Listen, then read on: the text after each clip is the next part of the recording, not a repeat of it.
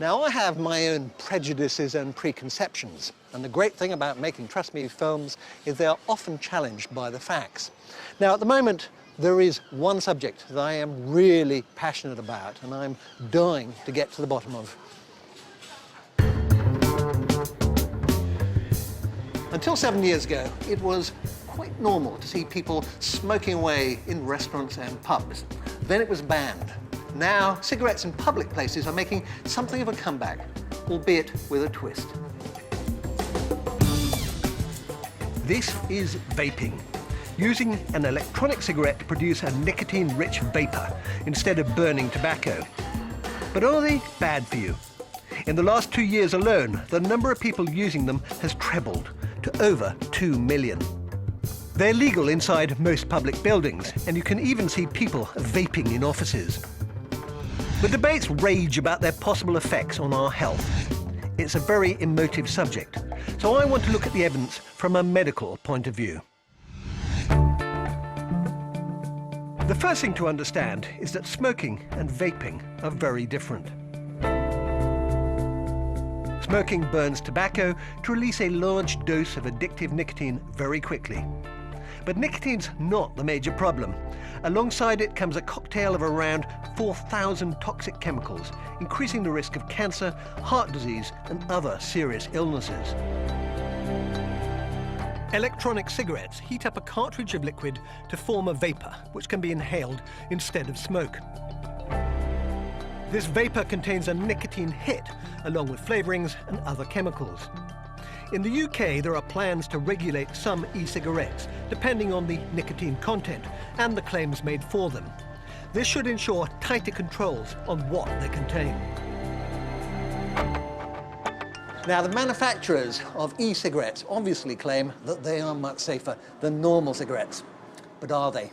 We thought it'd be interesting to test normal cigarette smokers and those who use e-cigarettes and find out exactly what's going on inside their bodies. We've taken samples of saliva, urine and breath from a range of vapors and a group of smokers. And we've done the same test to look at the risks of passive vaping. First, nicotine levels. We found that vapors get a similar dose of nicotine to smokers. Now for the test on the real nasties. Carbon monoxide, associated with heart disease, and acrolein, associated with cancer and lung problems. Here, the vapors had significantly lower levels, similar to those found in non-smokers. As for the risk from passive vaping, our test found no evidence that the vapor was affecting people nearby. Despite the evidence from our small-scale tests and other bigger studies, I still can't quite get rid of my gut feeling that because cigarettes are so harmful, there might be some hidden dangers lurking in e-cigarettes. Professor Peter Hayek, director of the Tobacco Dependence Research Unit at Queen Mary University of London, has been looking into e-cigarettes in detail.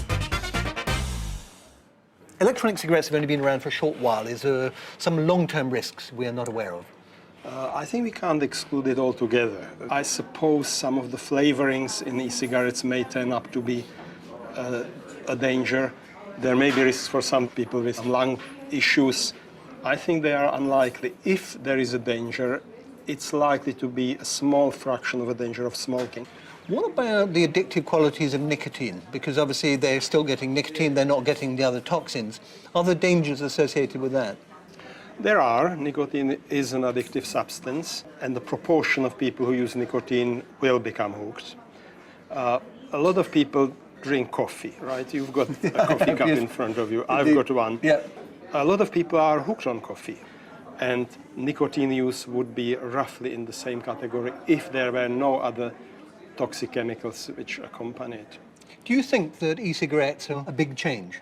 I think they could be a revolutionary change. I think they have a potential to basically eradicate smoking-related disease and death on the population scale. What I've seen and heard in making this film is beginning to make me rethink my opinion about e-cigarettes. But their effects on our body are only part of the picture. There are fears that allowing widespread use of e-cigarettes would make the consumption of nicotine an everyday sight again. Already there are stories of children as young as 11 trying them.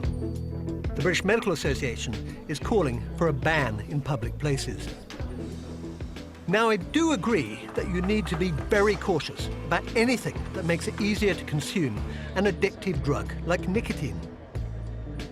But considering cigarettes kill half the people who use them, if I was a cigarette smoker, I'd certainly give e-cigarettes a go.